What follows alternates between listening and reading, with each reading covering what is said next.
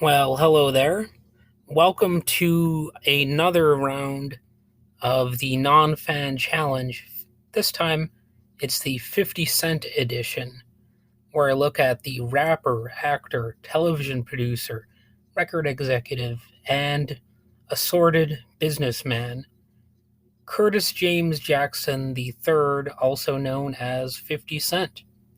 So I'm going to do the whole little mini bio thing here that I did last time when I went over a few songs by Miranda Lambert, and that episode got a very small amount of views. I'm kind of embarrassed by that, but this is a small podcast, so whatever. Who cares?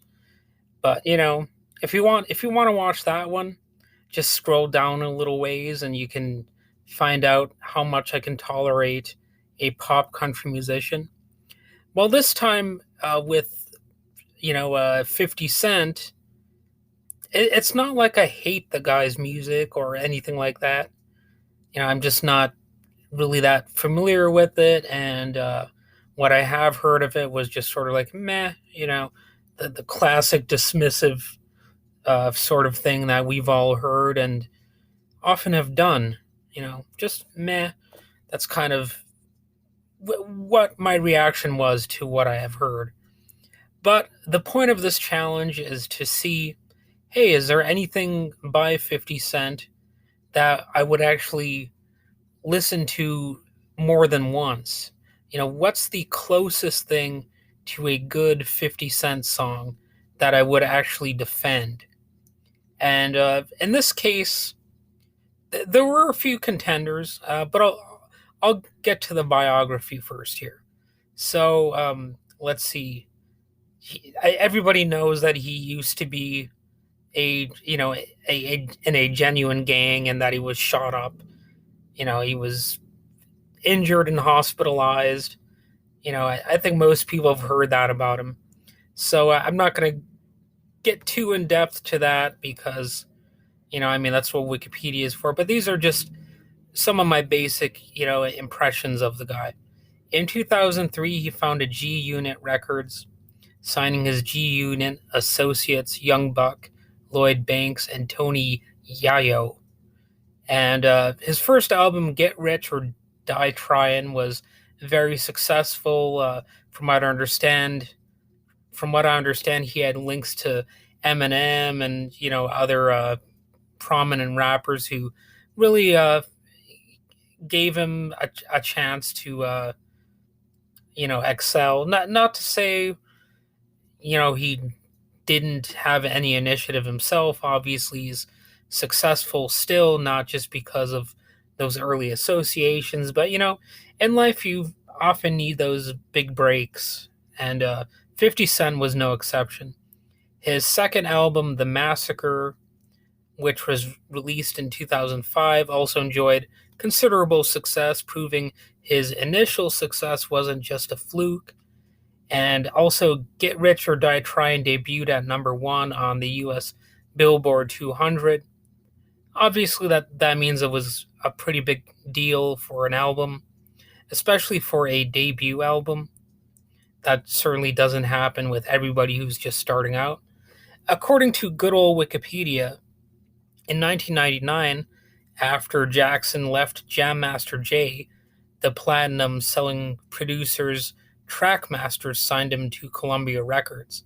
So it wasn't just Eminem, like I said earlier. There was Jam Master Jay.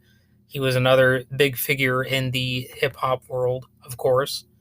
And in addition to starring in a semi autobiographical movie, also titled Get Rich or Die Tryin', 50 Cent also starred in the war film Home of the Brave in 2006. So that proved that his acting career wasn't just a one off fluke. And I did watch Get Rich or Die Tryin' once. I think I rented it from Family Video some years ago. It's not a bad movie. Um, I didn't find it to be like an absolute enthralling masterpiece, but it's one of those things where I could see why somebody would really enjoy it, especially when it's based on a true story. And of course, if you are a fan of 50 Cent, you're gonna like the movie all that much more. And he also had an album, more recently in 2014 called Animal Ambition. And originally, he was known for his mixtapes. He's been associated with many different record labels, including Interscope, which I will forever associate with Nine Inch Nails. Um, but you could look into all the albums he's released and all that kind of stuff. And I will say he's got a knack for good titles for albums. I like the title Street King Immortal. That's that's a uh, good trio of words right there. And that was released in 2015. So I've only seen two movies featuring 50 Cent that I recall. Like where he was the one of the main people. One was the Get Rich or Die Trying movie, and the other was the Frozen Ground. He might not have even played the main character. I don't know. He definitely didn't play the main character, but he played one of the recognizable characters in that movie.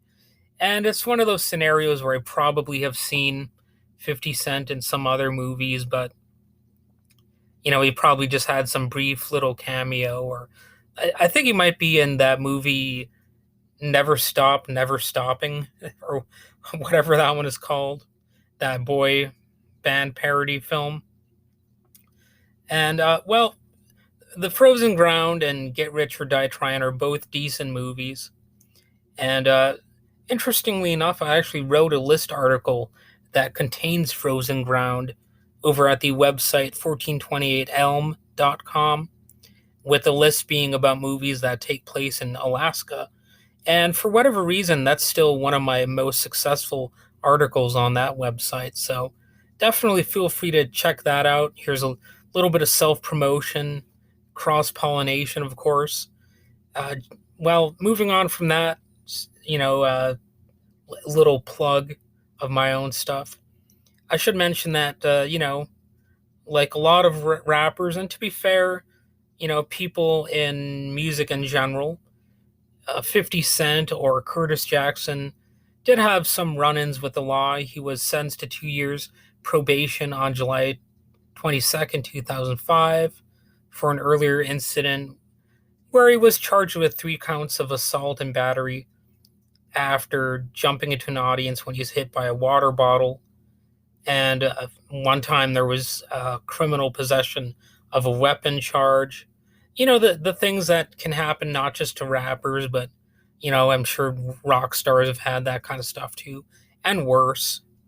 But none of that to me really deeply tarnishes his reputation. I mean, America, it has a lot of people with some crimes on the record books, and you know it happens. But anyway, now I'm gonna finally get to the main event here. I'm gonna talk about his music.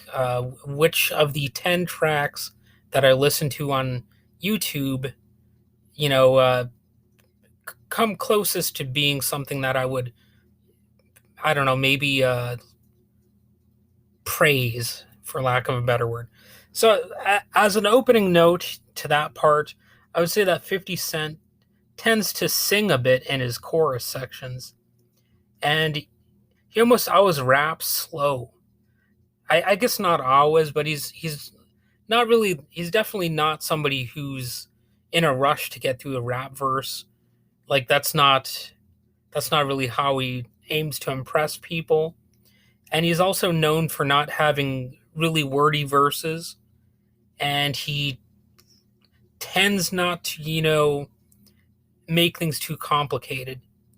He's sort of like maybe the Ernest Hemingway of gangster rappers, I guess you might say. Ernest Hemingway is known for using simple language. That's one of the things that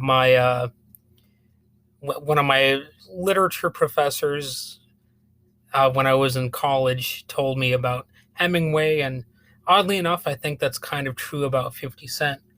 But anyway, a lot of my notes here are just very straightforward, simple, notes. For the song Into Club, I just wrote, it's nothing that great. I mean, that's sorry, I'm not really into that song. There's really not much setting it apart from anything else. So there's also Candy Shop featuring Olivia. So that song has a better video, and he says whoa a lot, which reminds me of Joey Lawrence, or what the hell is that actor from he says whoa, Mother's Bill and Ted, or what the hell is that guy's name? But I can't even think of him right now. He's in Zoolander. Jesus Christ, I can't even think of the dude's name. But anyway, that song isn't terrible. Like, Into Club isn't absolutely terrible, but neither of them really stand out to me. But the song PIMP, which has Snoop Dogg and others involved, it's got a catchier chorus, and I like the steel drum samples, or who knows, maybe they even had some live steel drums brought into the studio. I'm not sure. But that song's likable, even though it didn't really it didn't enthrall me. And here comes the song that I think uh, kind of is the leading contender for the best 50 Cent song that I've heard. It's called Many Men, and there's Wish Death in parentheses. And I think that's the best song of the bunch so far. And I would definitely recommend that as a possible song if you want to know what 50 Cent sounds like. That's one of the instances of him being at his best. Just like I did with the Miranda Lambert thing, I tried to find the best examples of what she was capable of. Well, I'm going to do the same thing with 50 Cent. And he has another track called 21 Questions, and I just put okay as my note for that. Not exactly a deep review or anything, but I would say that just a little bit. It has a very cinematic intro to the video and some decent samples. And hey, what do you know? It's got some TNA. Some good old fashioned TNA. Let's be honest. I know these days it's probably frowned upon by, like all kinds of prudes left, right, and center. But if we're really being honest, a lot of us still do like to see TNA in videos. All right. So I didn't subtract points from that video due to that. If anything, I might have added something to it. I'll just be honest.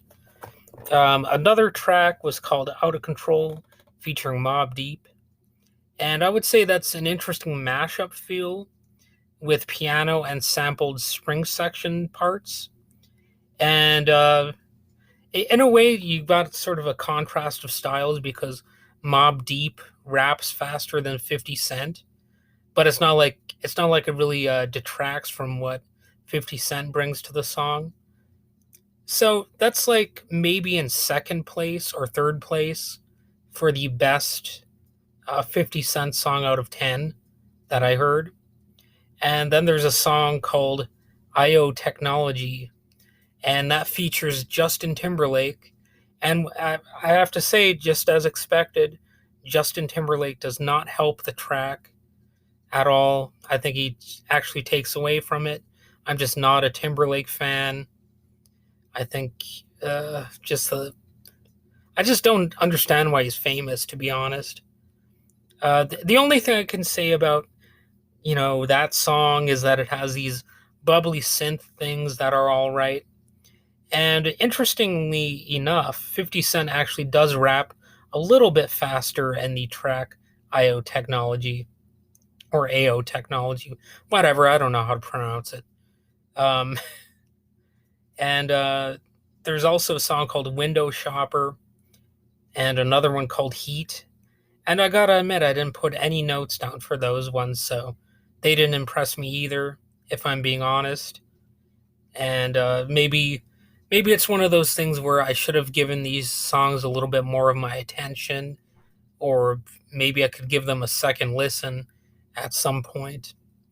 But really, the winner here, I think it still has to be Many Men, and the runner up would have to be,